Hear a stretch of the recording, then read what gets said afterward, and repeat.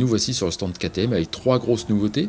La 390 Adventure, on commence par celle-ci, c'est une moto accessible au permis A2 avec son moteur monocylindre 390 cm3 qui fait un petit peu moins de 45 chevaux. Elle est équipée pour l'aventure avec un gros réservoir de 14,5 litres avec des débattements de suspension importants et surtout de l'électronique, ce qui est assez rare dans cette catégorie, avec le contrôle de traction et l'ABS tout-terrain. Tout ceci se règle par l'écran TFT. On doit dire que pour une petite moto, elle est tout de même très bien équipée. On passe juste à côté avec la nouvelle Duke 890R. Alors elle vient compléter la Duke 790 qui reste pour l'instant au catalogue, mais la 890 en offre un petit peu plus. Elle est disponible donc en version R. D'abord il y a sur cette petite Beast 16 chevaux de plus grâce à un alésage et une course augmentée. C'est une moto qui fait aussi 3 kg de moins. Alors, la fourche et l'amortisseur sont des WP Apex. On a des étriers radio Brembo Stylema. On note aussi la selle et les repose-pieds qui sont un petit peu plus hauts, le guidon un petit peu plus bas.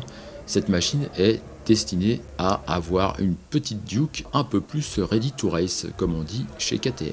Juste à côté de la petite Beast, il y a la Beast tout court. Alors cette super Duke R 1290 se voit dotée d'un bicylindre qui reste le plus puissant sur un roadster avec ses 180 chevaux. Elle en faisait un petit peu moins avant, mais le plus important ce sont les changements apportés sur le cadre. Il y a moins de tubes mais ils sont plus gros, donc c'est pas le même cadre qu'avant.